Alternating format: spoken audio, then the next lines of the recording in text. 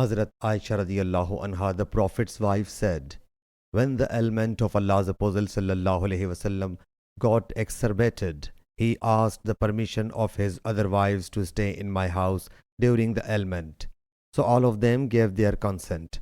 He sallallahu alaihi wasallam thereupon came flanked by two men between Hazrat Abbas radiallahu anhu and another man, while his feet were dragging.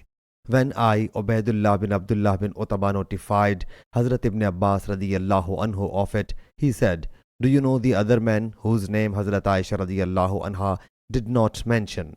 I replied, no. He said, he was Hazrat Ali radiallahu anhu.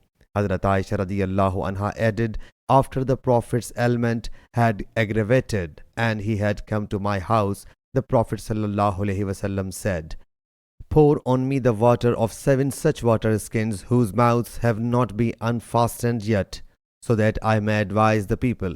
She says, we set him in a tub of Hazrat Hafsa, the Prophet's wife, and then we started pouring water on him from the water skins until he sallallahu alaihi wasallam beckoned to us that we have completed the task.